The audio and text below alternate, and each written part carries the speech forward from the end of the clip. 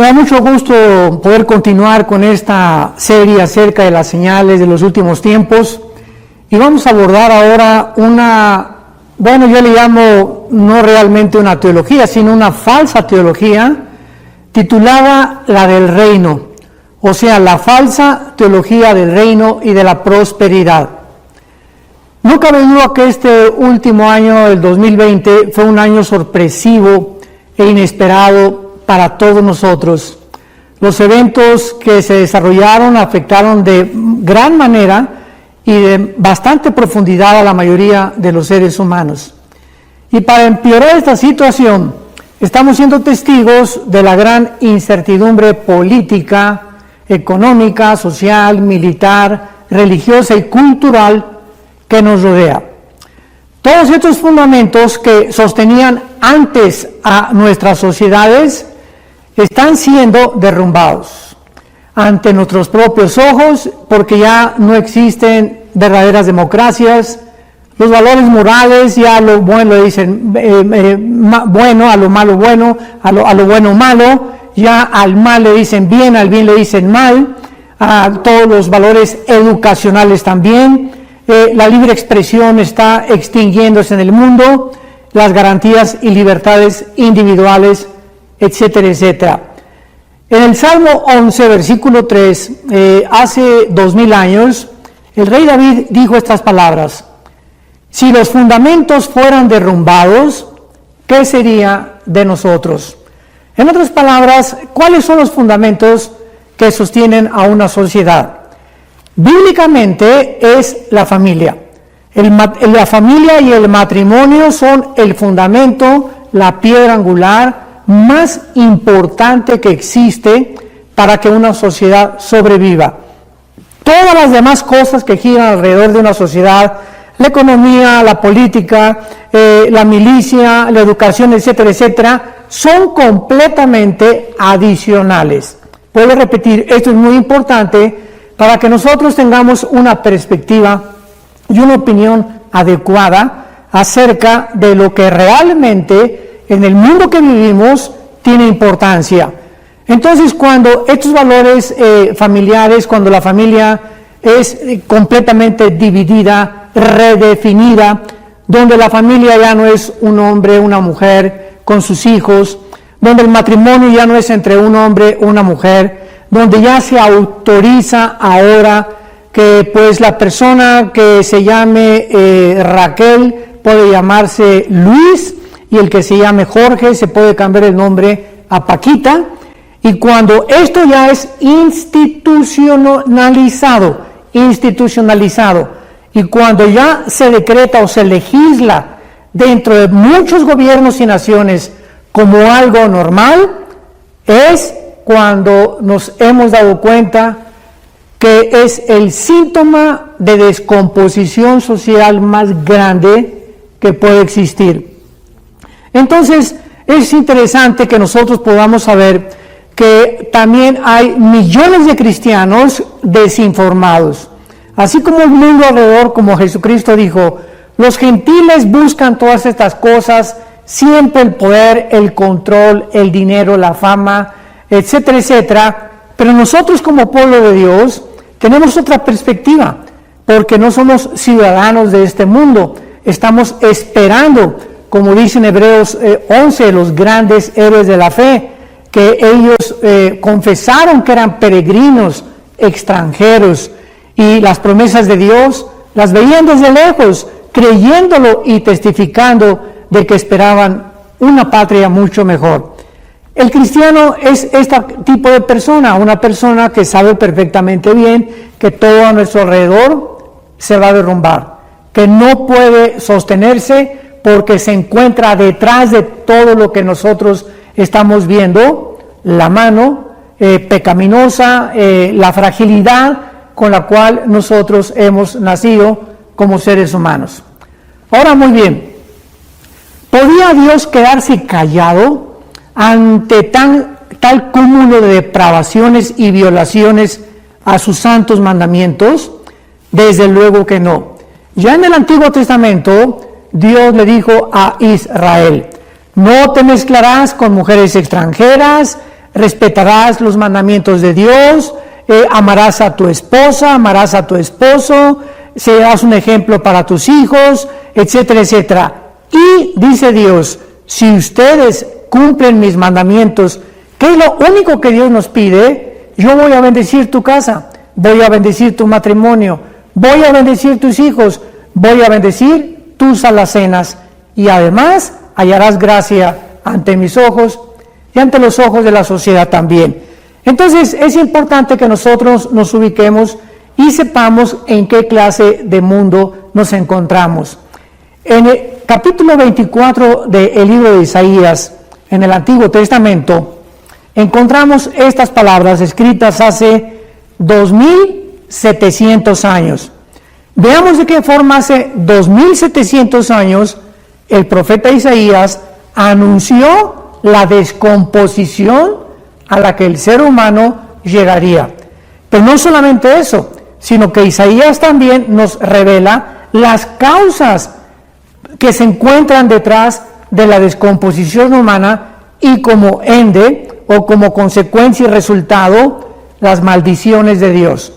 Dice Isaías 24, versículo 3 en adelante: la tierra será enteramente vaciada y completamente saqueada, porque Jehová ha pronunciado esta palabra: se destruyó, cayó la tierra, enfermó, cayó el mundo, enfermaron los altos pueblos de la tierra, y la tierra se contaminó bajo sus moradores.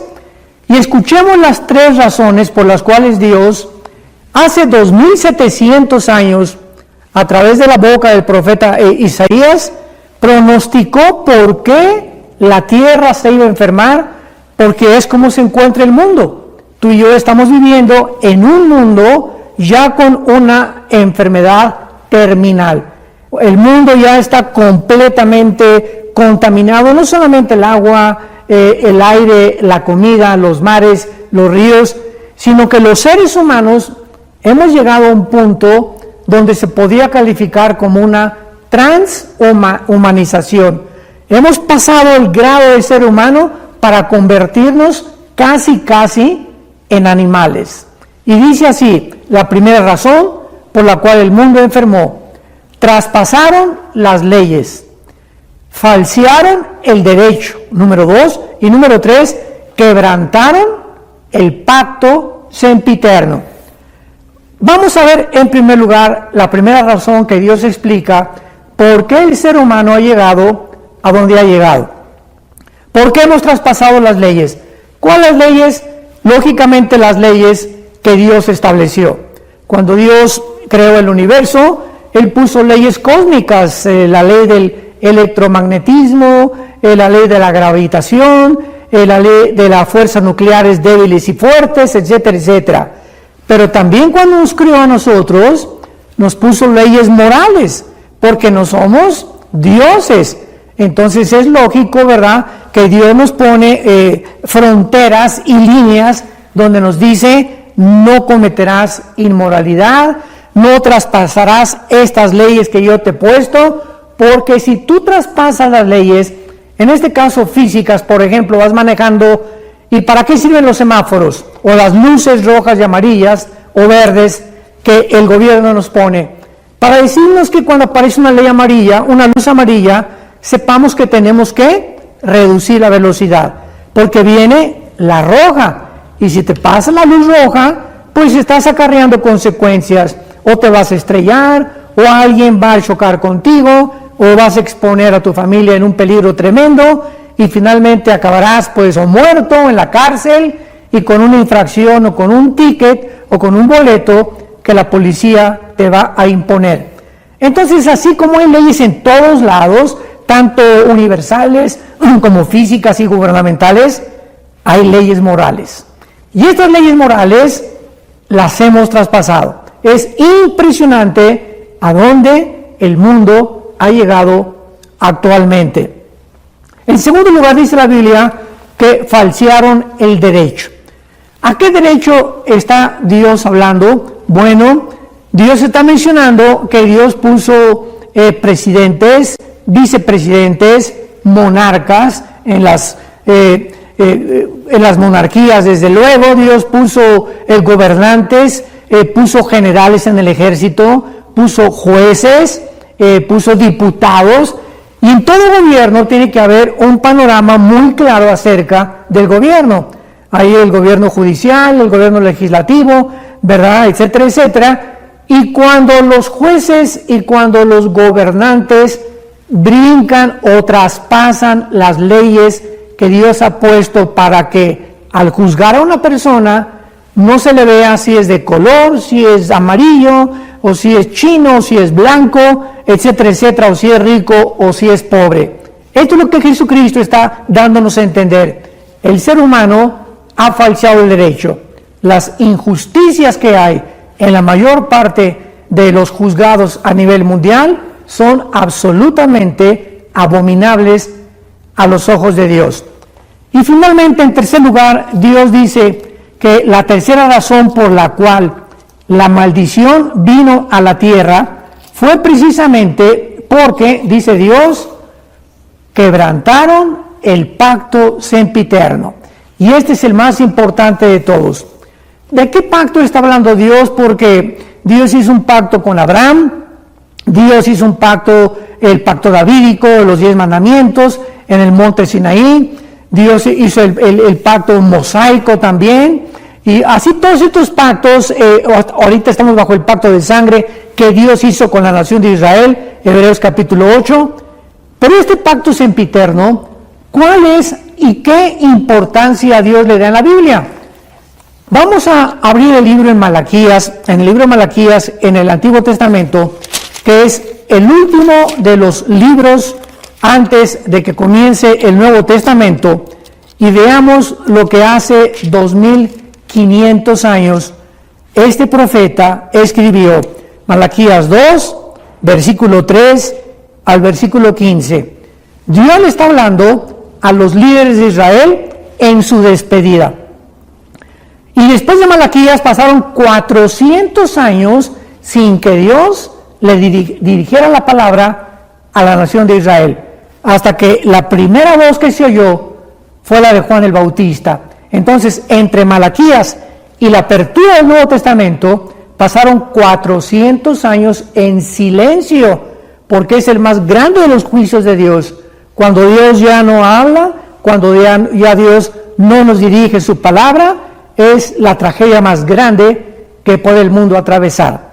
Y dice Malaquías 2, versículo 3 en adelante: esta vez le está hablando a los líderes, harán cubrir el altar de Jehová de lágrimas, de llanto y de clamor. Así que no miraré más a su ofrenda para aceptarla con gusto de vuestra mano. Mas dirán, ¿por qué? Observemos que la respuesta de los líderes fue, ¿por qué? O sea, habían llegado los líderes religiosos de Israel a desensibilizarse a tal grado que cuando ya oían la voz de Dios, ya no la reconocían. Ya no sabían distinguir entre el bien y entre el mal. Ya no estaban conscientes de los pecados de que Dios los acusaba. Y por eso cuando Dios les dice, ahora van a venir a buscarme y vas a traer tu ofrenda y vas a poner tu mano sobre la Biblia y vas a jurar en el nombre de Dios, ¿sabes una cosa? Te voy a rechazar. Y le preguntan los líderes por qué. Escuchemos la respuesta de Dios. Porque Jehová ha atestiguado entre ti y la mujer de tu juventud, contra la cual has sido desleal, siendo ella tu compañera y la mujer de tu pacto. ¿Qué está hablando aquí Dios a los líderes de Israel? Que ellos estaban en la religión y cumplían con su religión, pero que sin embargo no habían entendido que el matrimonio es un pacto entre Dios y nosotros, entre la sociedad y entre nuestra propia familia. El matrimonio es la institución más santa, más sagrada que Dios ha establecido desde el principio de la creación. Antes de que hubiera gobiernos, antes de que hubiera empresas, Dios estableció como la columna, como el pivote, como el baluarte de la sociedad, el matrimonio entre un hombre y una mujer. Y estos líderes de Israel, pues habían violado este pacto. Estaban siendo desleales a su esposa, a sus esposas. Y ellos ya ni siquiera se habían dado cuenta de que era tan importante a los ojos de Dios. Y entonces en el versículo 15 Dios les explica por qué es tan importante ante sus ojos y por qué nosotros debemos siempre estar continuamente analizando la forma en la que nosotros estamos viviendo con nuestra compañera o con nuestro compañero que Dios nos ha dado para formar una familia. Y dice así, versículo 15, no hizo él uno, o sea, Dios creó al hombre y Dios creó a la mujer, y cuando nos unimos en matrimonio ya no somos dos. Somos dos como individuos, pero ante los ojos de Dios somos una sola entidad. Dios nos ve a los dos como uno. Así que si yo voy a prosperar, mi esposa va a prosperar conmigo. Si yo voy a tener éxito, ella va a estar conmigo. Si yo sufro, ella sufre conmigo. Cuando yo estoy alegre, ella está alegre conmigo. En fin, esto es a los ojos de Dios un matrimonio. Entonces dice Dios que no hizo él uno, habiendo en él abundancia de espíritu. ¿Y por qué uno? Porque buscaba una descendencia para Dios. ¿Qué es lo que está diciendo Dios? Que cuando nos unimos en matrimonio, la descendencia, o sea, nuestros hijos, no son de nosotros. Nuestros hijos son para Dios.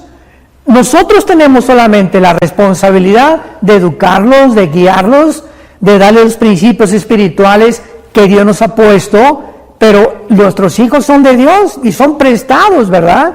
Porque nos duran, ¿verdad? Mientras son niños están con nosotros, llegan a la juventud y se casan, forman su familia, y esa semilla que ellos van a tener, o sea, nuestros nietos, van a ser santos también, porque dice el Salmo 112, versículo 2, la descendencia de los justos será bendita. Entonces Dios está diciéndonos que Él anhela que nuestra descendencia sea bendita y que esta semilla Él la ha bendecido. Y dice más adelante, Dios, guárdense pues, cuídense en vuestro espíritu y no sean desleales para con la mujer de vuestra juventud.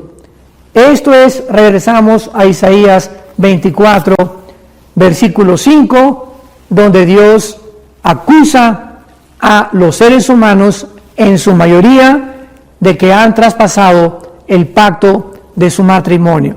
Entonces ahorita vemos que ya ni siquiera hay el matrimonio. Ya hay matrimonios entre hombres, matrimonios entre mujeres, y hay matrimonios que tal vez tienen ya 15, 10 años juntos, pero divorciados hace mucho tiempo emocionalmente. Y esta es la razón por la cual aquí nosotros en Vía Nueva para el Mundo tenemos seminarios continuos de matrimonios, como el que tenemos cada octubre en la preciosa Ribera Maya, para invitar a todos estos matrimonios cristianos o no cristianos que vengan y que entiendan a través de las Escrituras las responsabilidades que cada uno de nosotros tenemos delante de Dios, para que Dios nos pueda bendecir, porque vivimos tiempos en los que tal vez tú puedas prosperar económicamente, o ya llegaste a ser diputado, o ya tienes una empresa, o ya tienes cantidad de dinero, pero sin embargo, si tu matrimonio y tu familia no están a los ojos de Dios bendecidos, todo aquello que tú tienes no te va a durar, va a ser temporal. Y dice el versículo 6 de Isaías 24, por esta causa la maldición consumió la tierra. Por esta causa nuestros pecados hacen que la tierra a nuestro alrededor se vuelva contra nosotros. Ahora podemos dar una respuesta, porque en los últimos 10, 15 años han aumentado los tsunamis, los terremotos, los huracanes, los tornados, las inundaciones, los incendios en diferentes partes del mundo, la deforestación. Estaba leyendo en la mañana que en el Polo Norte se está deshielando con una velocidad tremenda todo aquello que mantiene el estado climático. ¿Qué le está pasando al mundo? Bueno, la respuesta está en la Biblia.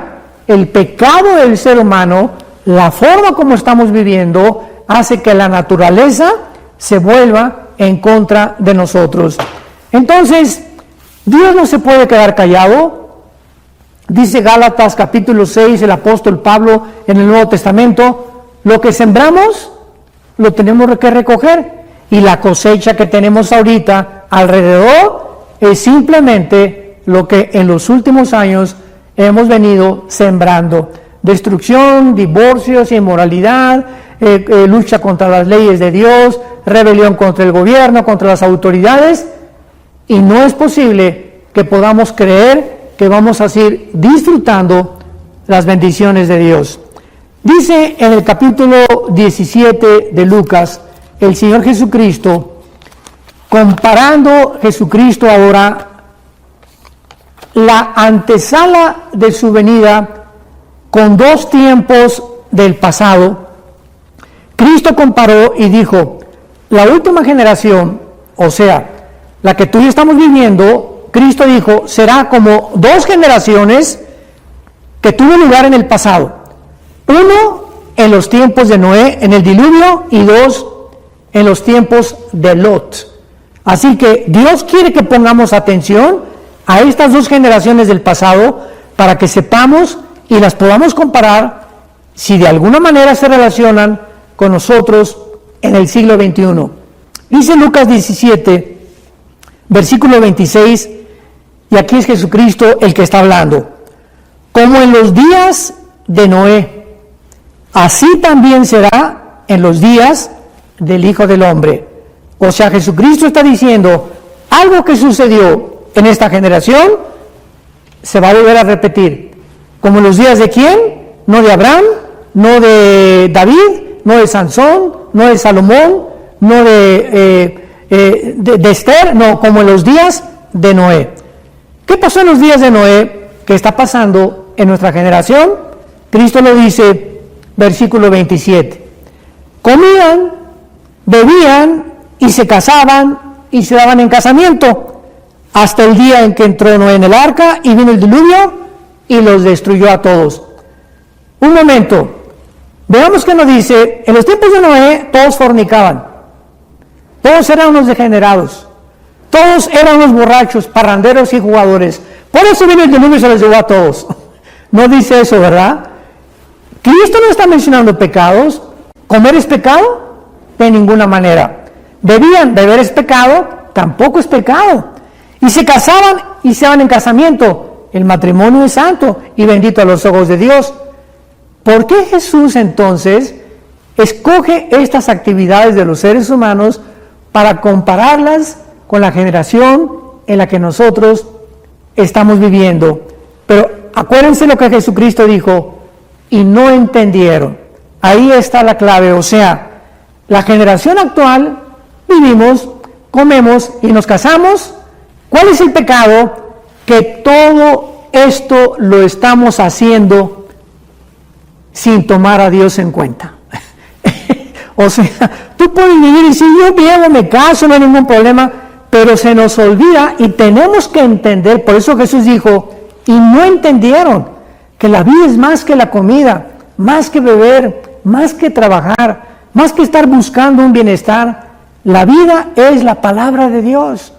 Jesucristo dijo en Juan 17:3, esta es la vida eterna, que te conozcan. Vivir es conocer a Dios. Y todas las demás actividades que hagamos son secundarias. No tienen importancia porque cuando moramos, lo único que va a prevalecer es si tú en esta vida alimentaste tu espíritu, le entregaste tu vida a Jesucristo y descubriste en esta vida que era un colegio, una escuela, una preparación que Dios nos está dando para la vida eterna que Él nos ha preparado. Entonces, esto es lo que Jesucristo dijo respecto a los días de Noé, pero abordemos ahora los días de Lot. Versículo 28. Asimismo como sucedió en los días de Lot, Y vuelve otra vez Jesucristo a decir las mismas características. Comían, bebían, compraban, vendían, plantaban, edificaban, mas el día en que Lot salió de Sodoma, llovió del cielo fuego y azufre y los destruyó a todos. Así será el día en que el Hijo del Hombre se manifieste. En aquel día, el que esté en la azotea y sus bienes en casa, no descienda a tomarlos, y el que en el campo asimismo no vuelva atrás. Pero, atención, vean el último versículo que Jesucristo nos advierte. Acuérdense de la mujer de Lot. Esta historia de Lot la encontramos en Génesis 19, en el Antiguo Testamento.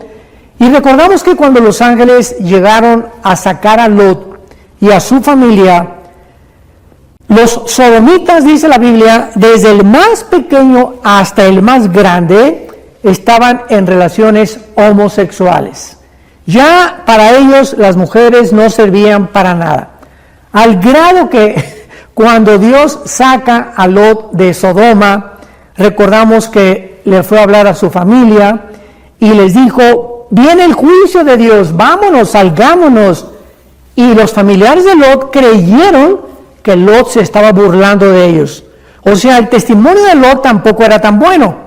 Y finalmente Lot pudo sacar de Sodoma y los ángeles casi los arrastraron a Lot, a su esposa y a sus 2 hijas. Y cuando salieron de Sodoma, vemos nosotros que cayó sobre Sodoma y Gomorra, que fueron las 2 ciudades. De ahí viene la palabra sodomita u homosexual. Cayó el fuego porque Dios no podía permitir que la genética humana y que el matrimonio continuara degenerándose y pervirtiéndose. Entonces, al salir, los ángeles les dijeron: no volteen atrás. O sea, salgan sin voltear atrás. Y acordémonos que en Génesis 19, la esposa de Lot no resistió la tentación y volteó para atrás. O sea, quería ver por última vez la ciudad donde ella había venido y tal vez supuestamente ella disfrutado. ¿Y qué le pasó a la mujer de Lot? Se volvió estatua de sal. ¿Por qué Cristo quiere que pongamos la atención principalmente en la mujer de Lot? Bueno, en Mateo capítulo 5, Jesucristo dijo: ustedes son la sal de la tierra. Y sabemos que la sal sirve para preservar la comida. En la carne tú le pones sal y te dura más tiempo.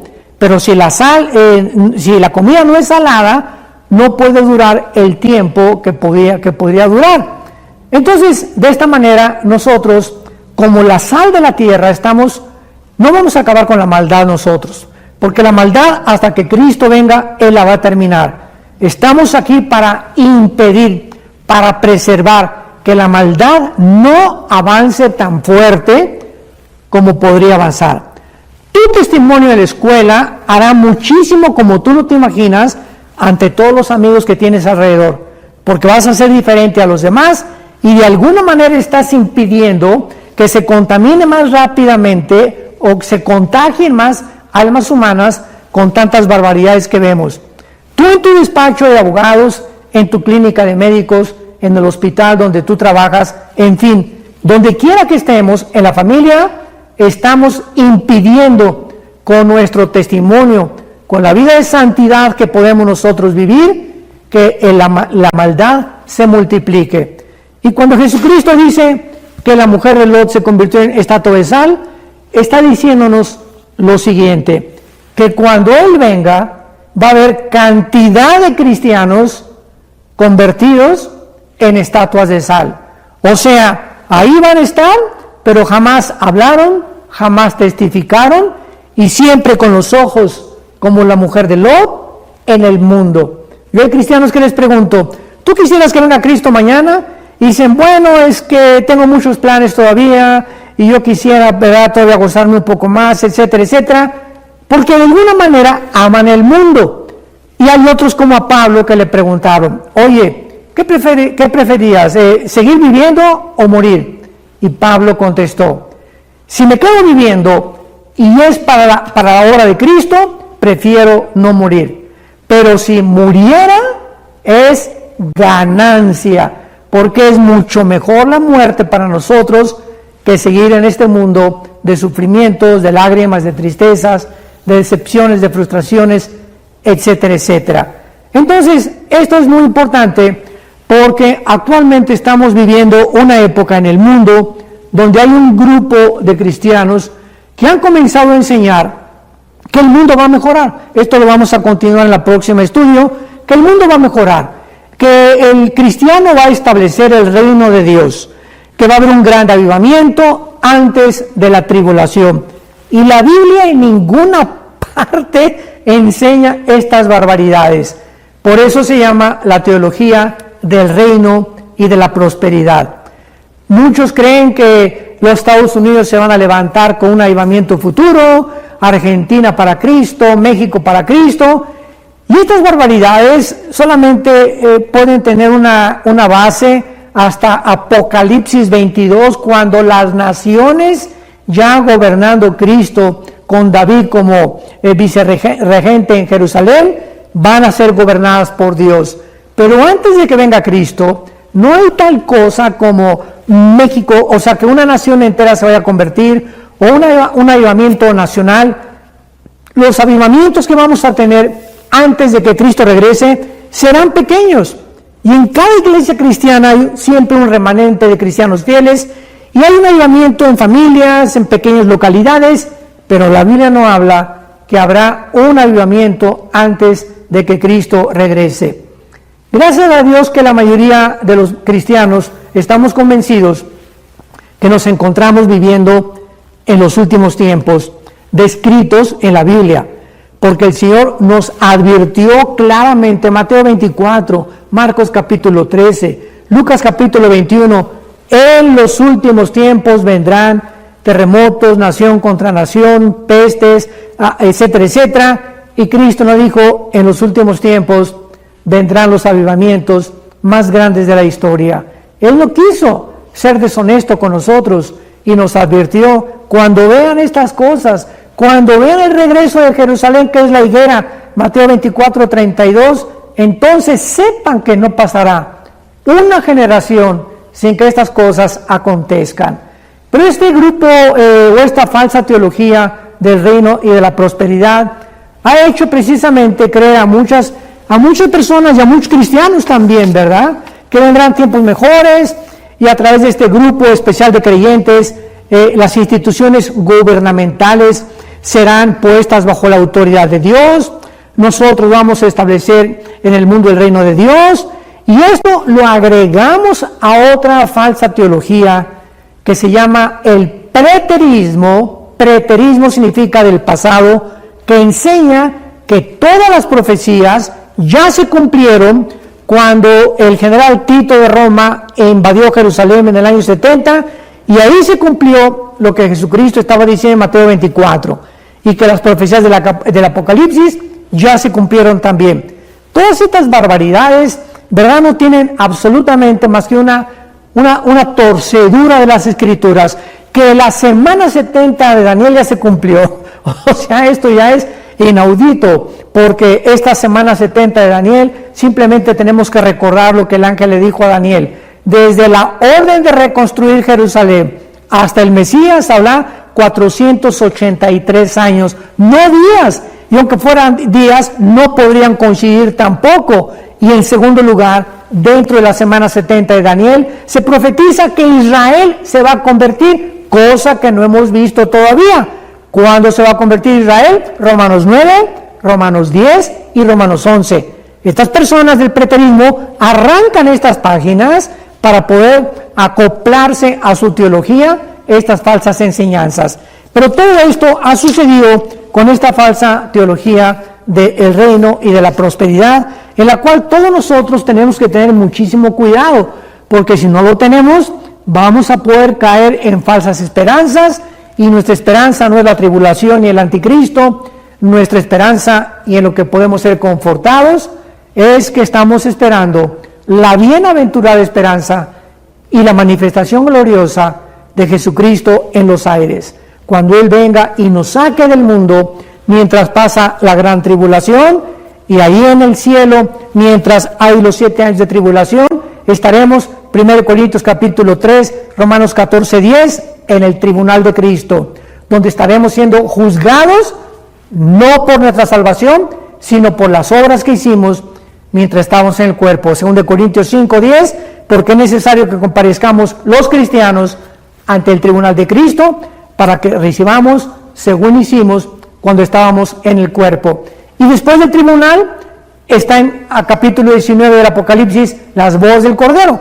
Y claramente las bodas del Cordero están antes de la segunda venida de Jesucristo en el capítulo 19 del Apocalipsis.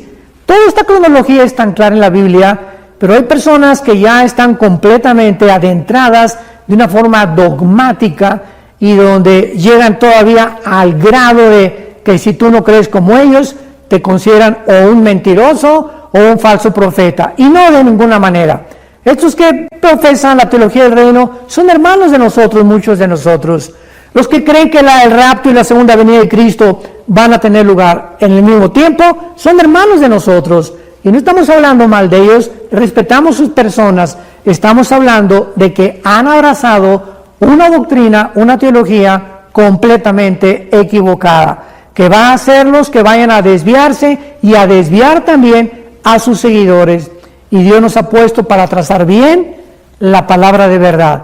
Que Dios te bendiga y vamos a continuar con esta falsa teología del reino y de la prosperidad, y por la cual en los últimos años hemos visto a tal cantidad de líderes cristianos cayendo porque creyeron que eso era lo más importante en su vida cristiana. Que Dios te bendiga y que tenga mucha paz.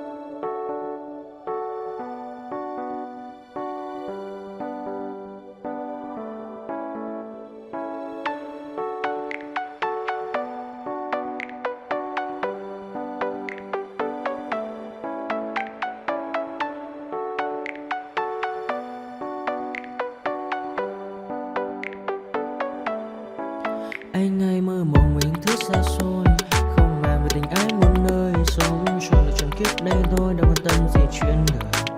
Thế mà lại ngâm tương tư ông tầm bà mút xe tơ, đêm nằm trộm nhớ mơ mơ về ai. Thì ra anh yêu rồi, từ ánh mắt nụ cười, từ đôi môi gọi mưa sao xuyến lòng anh. Thì ra mê em rồi, ngày hay đêm ôm lời, chỉ nghĩ đến em thôi, đó là do anh đã yêu rồi, anh đã yêu rồi, anh đã yêu rồi. Anh đã yêu rồi, anh đã yêu rồi, anh đã yêu em mất rồi.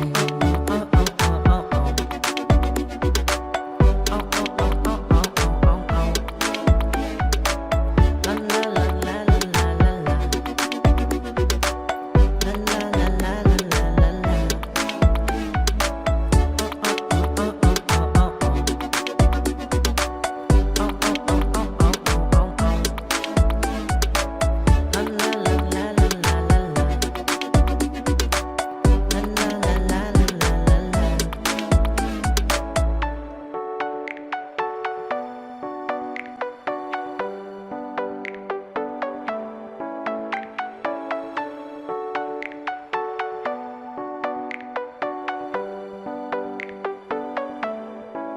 Anh hay mơ mộng mình thứ xa xôi, không màng về tình ái muôn nơi. Sống cho là trọn kiếp đây thôi, đâu quan tâm gì chuyện đời. Thế mà lại năm tương tư, ông tầm bà mới xe tơ. Đêm nằm trộm nhớ mơ mơ về ai. Thì ra anh yêu rồi, từ ánh mắt nụ cười, từ đôi môi gọi anh mơ sao xuyến lòng anh. Thì ra mê em rồi, ngày hay đêm.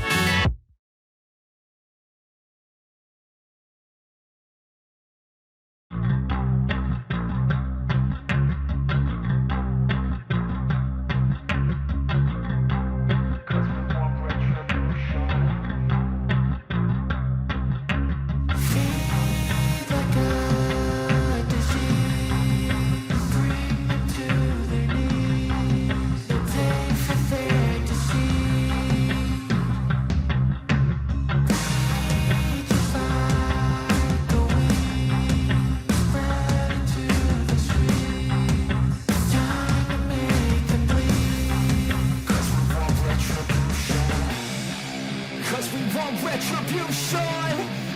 Oh yeah, we want retribution. Oh yeah, we want retribution.